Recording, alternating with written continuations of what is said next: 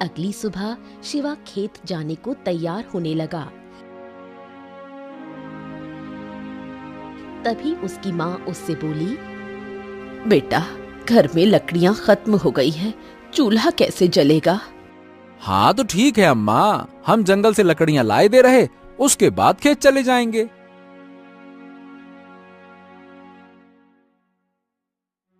ये कहकर शिवा जंगल की ओर निकल पड़ा। वो आधे रास्ते पहुंचा ही था कि उसे रास्ते में उसके कानों में उसकी प्रेमिका वृंदा की आवाज टकराई। अरे शिवा, तुम यहाँ? इस वक्त तो तुम खेत में होते हो, आज जंगल क्यों जा रहे हो? वृंदा, अरे वो कहा है कि घर में लकड़ियां खत्म हो गईं, खेत का काम हम बाद में करेंगे, पहले अम्मा के चूल्हे की चिंता तो दूर कर दें। कल दूसरे गांव से लड़के वाले आए थे मुझे देखने, सब देखकर चले भी गए। तुम अपनी माँ को पिताजी के पास भेज दो, वरना देर हो जाएगी।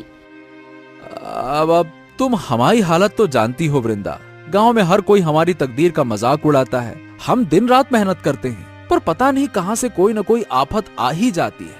अरे यहाँ तक कि हमारी अम्मा भी हमारी तकदीर को कोसती हैं। अब बताओ भला, ऐसे में तुम्हारा हाथ मांगने की हिम्मत हम कहां से लेके आए? मैं रोज मंदिर में पूजा करके तुम्हारे लिए प्रार्थना करती हूँ। गाँव वाले जो बोलते हैं वो उनकी मूर्खता है। इंसान की तकदीर से ज्यादा उसकी सोच मायने रखती है। तुम्हारी सोच साफ है, तुम्हारा दिल सच्चा है। एक दिन यही सोच तुम्हें बहुत आगे ले जाएगी शिवा। वृंदा के शब्दों ने शिवा के मन में एक हल्की सी उम्मीद की लौ जला दी। वृंदा घर लौट गई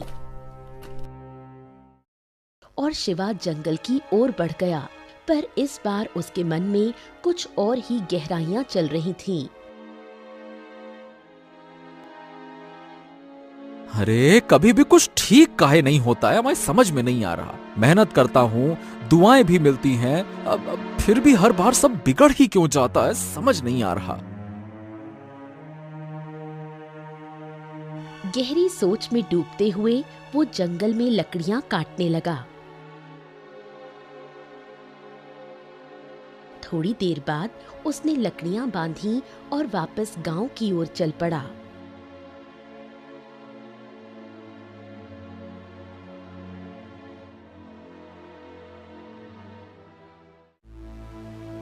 अरे ये कौन सो रास्ते पे आ गए हम? ये तो, अरे दद्दा रे, हम तो रास्ता ही भटक गए। शिवा जंगल के उस हिस्से में आज तक कभी नहीं आया था। तभी तेज बारिश शुरू हो गई। आहा, ये क्या मुसीबत है, अब बारिश भी। बारिश से बचने के लिए वो किसी छांव की तलाश में इधर उधर भागने लगा। तभी उसकी नजर एक पुरानी वीरान हवेली पर पड़ी। हाँ, ये तो शायद वही हवेलिया है जिसके बारे में कहा जाता है कि यहाँ से तो अजीब अजीब आवाजें आती हैं। हे भगवान, ये तो बरसों से वीरान पड़ी है और बारिश के चक्कर में। चल भाई शिवा।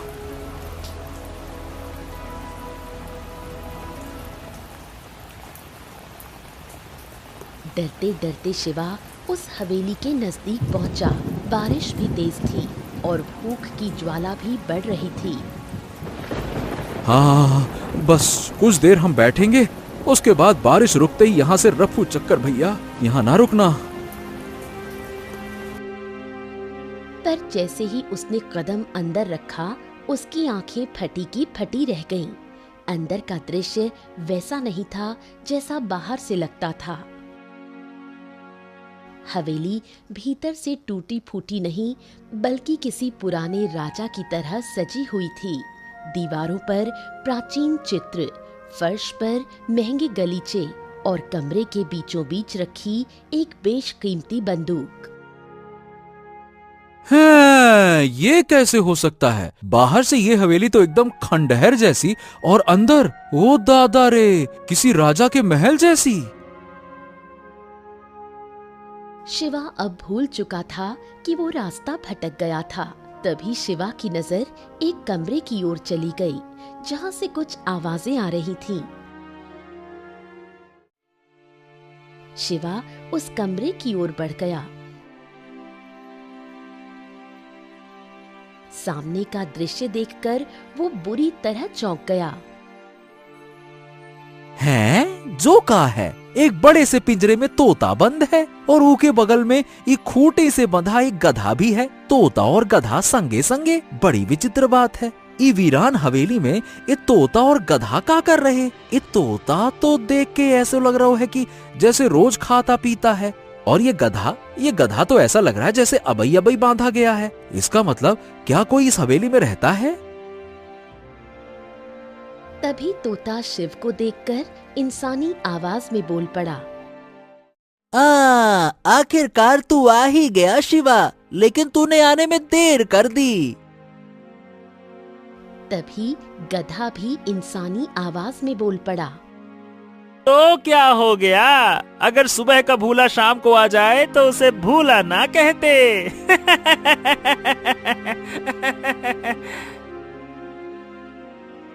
उन दोनों को इंसानी आवाज में बात करता देख शिवा बुरी तरह घबरा गया और तोते की ओर देखकर बोला, हैं? जो कैसे संभव है?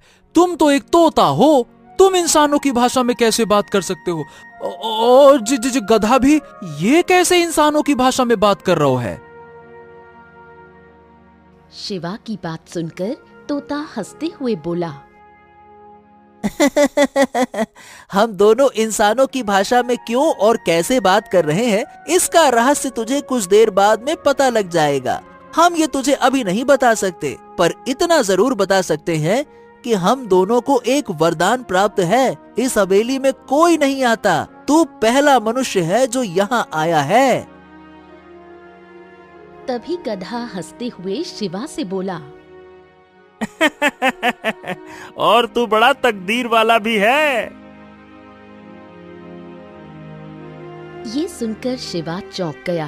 तोता शिवा से बोला, मेरे दोस्त डर मत, हम तेरा कोई नुकसान नहीं करेंगे।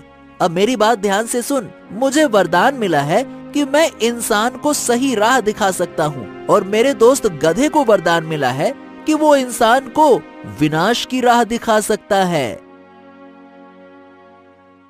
ये सुनकर शिवा चौंक गया और बोला, हैं? का मतलब? तभी गधा इंसानी आवाज में बोला, अरे भाई, मतलब ये है कि हम किस्मत तो नहीं लिखते, पर हम ऐसे मौके जरूर दिखाते हैं जिससे किस्मत बनाई जा सकती है। एक राह भलाई की और एक राह बर्बादी की। जो तू चुनेगा उसी से तेरी किस्मत बनेगी। शिवा हैरानी से उन दोनों को देखने लगा और बोला, हाँ, तुम्हारी कुछ कुछ बातें तो समझ में आ रही और कुछ तो बिल्कुल ही ना आ रही। तभी तोता शिवा से बोला, हम समझाते हैं। देखो, आज पूर्णिमा है और हर पूर्णिमा की रात को हम दोनों तुझे एक एक रास्ता दिखाएंगे। तू जो चुनेगा वही तेरी दिशा तय करेगा। अगर मैं तुझे अच्छाई का रास्ता दिखाऊंगा तो ये गधा तुझे उसी रास्ते पर चलते हुए उसका विपरीत परिणाम भी दिखाएगा। परिणाम विपरीत होगा और तेरे लिए वो परिणाम बुरा भी हो सकता है। और तेरा चुनाव ही तेरी किस्मत तय करेगा। अगर तू सही चुनाव करेगा तो विश्वास कर, तेरी तकदीर के सितारे पलट जाएंगे। शिवा गहरी सोच में डूब गया। कुछ देर बाद उसने कहा, हाँ तो ठीक है, हम तैयार हैं, चलो। तोता बोला, तो फिर जा, तेरे गांव में एक बहुत पुराना कुआं है ना? हाँ हाँ हाँ, साहूकार के खेत में एक बहुत पुराना कुआं है, लेकिन वो खेत तो बंजर है और वो कुआं भी सूखा पड़ा है। ना तो वो खेत किसी काम आ रहा है और ना वो कुआं। अरे बल्कि हमारे गांव के लोग तो उधर झांकने भी ना जाते। लेकिन तू जा, उस कुएं में एक तांबे का बक्सा है। तुझे कुएं के अंदर उतरना होगा और कुएं के अंदर घना अंधेरा है। जब तू तलाशी लेगा तो तुझे वो बक्सा मिल जाएगा। उस बक्से में बेशुमार सोने चांदी के गहने रखे हुए हैं जो एक राजा के हैं। हाँ, अब वो राजा इस संसार में नहीं है। हजारों साल पहले वो इस दुनिया को अलविदा कह चुका है। उसने वो गहने वहाँ छुपा कर रखे थे। तू उन गहनों को हासिल कर सकता है और अमीर बन सकता है। ये सुनकर शिवा खुश हो गया। वो जाने ही वाला था कि तभी गधा बोल पड़ा। लेकिन रुक जा, अब मैं तुझे इसका विपरीत परिणाम बताता हूँ। उस कुएं की दीवार बहुत कच्ची है, क्योंकि वो वर्षों से सूखा पड़ा है। जब तू बक्सा निकालने लगेगा ना, तब दीवार गिर सकती है, तू घायल भी हो सकता है, चोट इतनी गहरी हो सकती है कि तेरी मृत्यु भी हो जाए। इससे बेहतर एक दूसरा रास्ता बताता हूँ, सुन। तू सीधे साहूकार की हवेली में घुस जा। वहाँ एक कक्ष है जिसे साहूकार बंद नहीं रखता, लेकिन उस कक्ष में बहुत सारा सोना चांदी रखा हुआ है। इस रहस्य को केवल साहूकार जानता है। तू चोरी कर ले, किसी को शक भी नहीं होगा। उस कमरे में भी बहुत अधिक सोने और चांदी के गहने रखे हुए हैं। शिवा गहरी सोच में डूब गया और बोला, हम तो यहाँ से अभी जा रहे, फैसला हम बाद में करेंगे। अगली पूर्णिमा को फिर से आऊंगा। चलो भाई।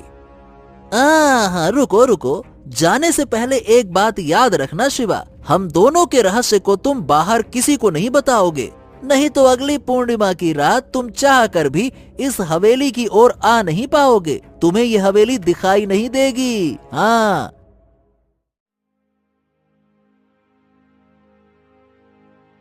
शिवा सीधे साहूकार के बंजर खेत की ओर चला गया।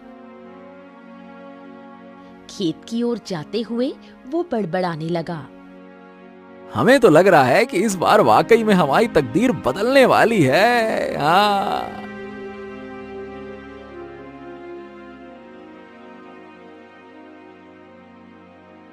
शिवा कुएं में उतर गया। उसे वो तांबे का बक्सा मिल गया।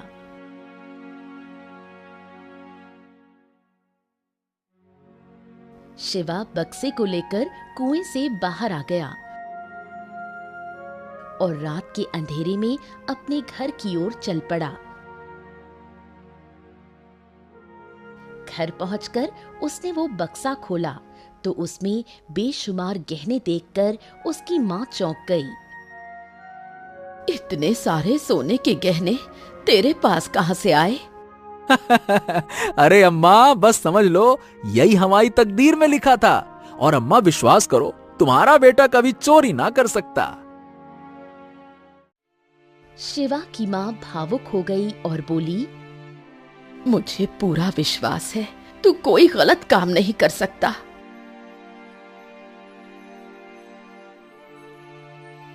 उस दिन के बाद से शिवा की तकदीर बदल गई। उसकी झोपड़ी अच्छे मकान में बदल गई। उसने खेती छोड़कर व्यापार करना शुरू कर दिया और देखते ही देखते वो धनवान बन गया।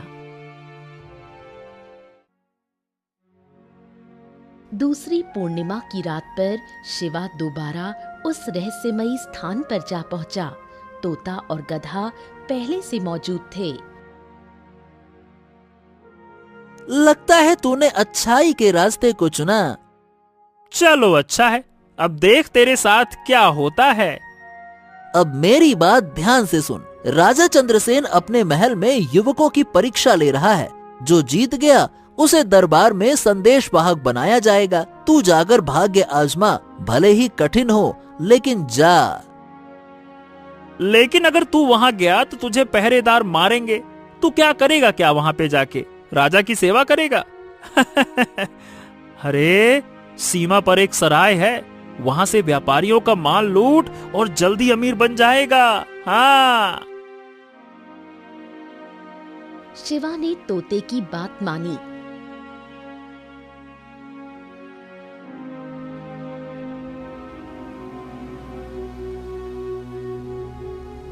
और महल पहुंच गया। राजमहल के प्रांगण में युवकों की भीड़ लगी थी।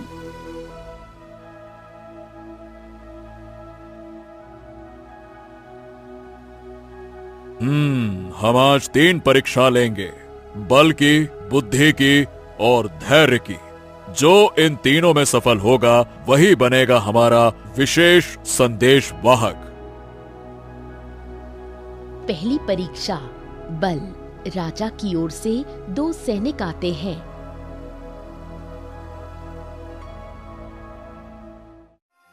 पहली चुनौती, हाथियों को नियंत्रित करना। जो उन्हें वश में करेगा वही आगे बढ़ेगा। शिवा हाथी के सामने आता है, शांति से उसकी आंखों में देखता है, धीरे धीरे उसके पास जाता है, कान सहलाता है और उसे बैठा देता है।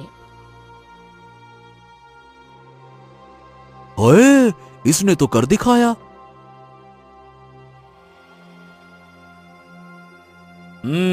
शाबाश।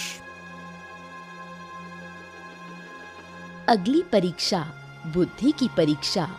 बुद्धि। एक पहेली है, 4 दीवारों में बंद हूँ मैं, ना मैं दिखता ना मैं चलता, मेरे बिना सब मौन है, मुझसे ही हर बात पलता। शिवा सोचते हुए बोला, हाँ, हर बात पलता, मौन। हाँ, उत्तर है शब्द। बिल्कुल सही। और अब तीसरी और सबसे कठिन परीक्षा धैर्य। राजा की आज्ञा से युवकों को गर्म धूप में एक घड़े को सिर पर रखकर 5 कोस चलने को कहा जाता है। घड़ा पानी से भरा है और वो गिरना नहीं चाहिए।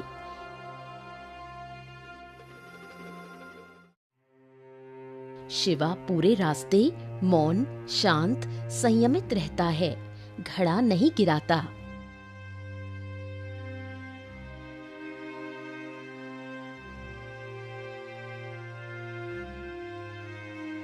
हाँ, अब मैं नहीं चल सकता।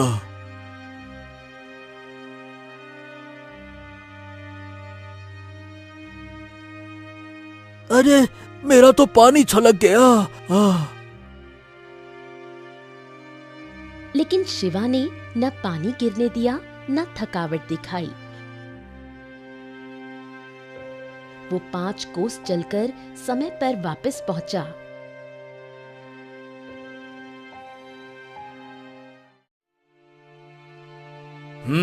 तो तीनों परीक्षा में जिसने विजय पाई वो शिवा है। हम इसे राज्य दरबार का संदेश वाहक नियुक्त करते हैं। दरबार गूंजता है, जय हो जय हो। राजा चंद्रसेन की सेवा में हम सदा समर्पित हैं। महाराज की जय हो।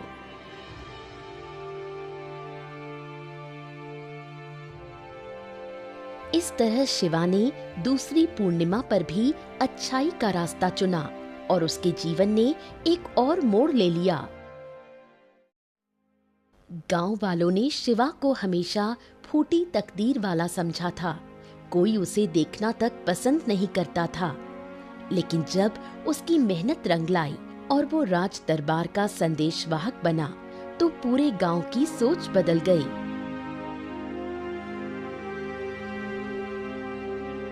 अरे भाई, शिवा तो अब तकदीर वाला बन गया रे। जैसी तकदीर पलटी है वैसी शायद किसी की पलटे। वही गांव जो कभी उसका उपहास करता था अब उसे सम्मान की दृष्टि से देखने लगा। कुछ समय बाद गांव का मुखिया स्वयं उसके घर आया। प्रणाम माता जी, प्रणाम। अब अगर आपकी अनुमति हो तो मैं अपनी पुत्री वृंदा का विवाह शिवा से करना चाहता हूँ। ये हमारे लिए सौभाग्य की बात होगी। हर पिता यही तो चाहता है कि उसकी पुत्री किसी तकदीर वाले के साथ ब्याही जाए। शिवा मुस्कुरा दिया, मन ही मन सोचने लगा। हाँ, तकदीर भी कैसो कैसो खेल दिखा रही। जो कभी मेरा नाम नहीं सुनना चाहता था वो आज अपनी बेटी का हाथ मेरे हाथ में देना चाहता है।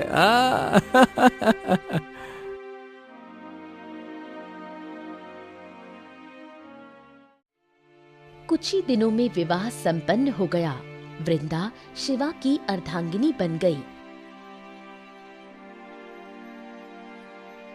विवाह के कुछ समय बाद वृंदा शिवा से बोली, शिवा, तुम अचानक इतने धनवान कैसे बन गए और राजा चंद्रसेन से इतनी नजदीकी कैसे हो गई? ना ना ना ना वृंदा, हम तुझे चाह कर भी नहीं बता सकते। अरे बस तुम इतना जान लो कि ये सब ईश्वर की कृपा से हुआ है। हमने कोई गलत काम नहीं करो। अब मैं दोबारा कभी नहीं पूछूंगी। मुझे तुम पर पूरा भरोसा है।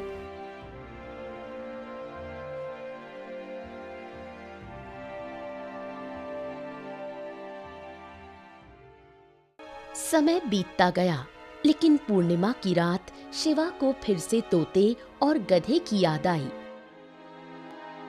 उस रात कुछ खींचता हुआ उसे हवेली की ओर ले गया। हवेली की दहलीज पर कदम रखते ही दीवारें कांप उठीं।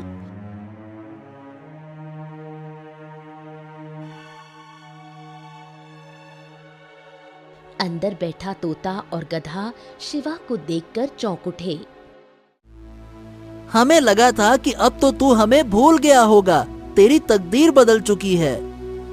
अरे ऐसा कैसे हो सकता है? मैं भला तुम दोनों को कैसे भूल सकता हूँ? लेकिन आज मैं किसी इच्छा से नहीं आया।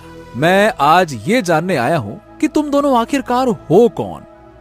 हाँ, अब वक्त आ गया है सच्चाई बताने का और हमारे श्राप से मुक्त होने का। तू हर बार भले रास्ते पर गया, इसी वजह से हमें आजादी मिल रही है। हम तो बस रास्ता दिखाते हैं। भगवान ने हमें यही हक दिया है। चुनाव तेरा, लेखा जोखा उसका। तू है तकदीर वाला, क्योंकि तूने सही चुना। तो क्या तुम सच में हमारी मदद कर रहे थे या हमें भटका रहे थे? हम इस हवेली के श्राप हैं। सुनो, 100 साल पहले यहाँ के राजा ने तकदीर पर शोध करने की ठानी थी। उसने सोचा कि अगर इंसान की आत्मा में प्रवेश किया जाए तो उसकी तकदीर की रेखाएं देखी जा सकती हैं। और फिर राजा ने मंत्र रचे, लेकिन ईश्वर नाराज हो गए। राजा तो खत्म हुआ, पर उसके 2 सेवक हम इस श्राप में फंस गए। हमारे श्राप की मुक्ति का मार्ग यही था कि हम एक मनुष्य को 2 राहें दिखाएं और वो हर बार अच्छाई की राह चुने।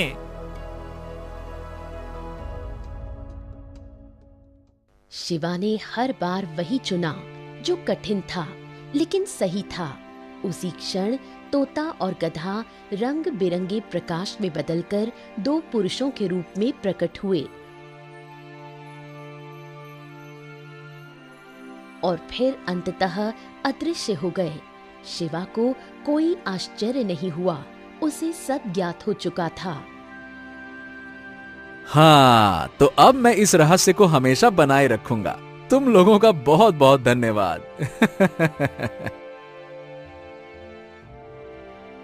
इतना कहकर शिवा मुस्कुराया और हवेली से बाहर निकल गया। तकदीर वही करती है जो इंसान के कर्मों से जुड़ी हो। जो सही राह चुनता है, तकदीर खुद उसके आगे झुक जाती है।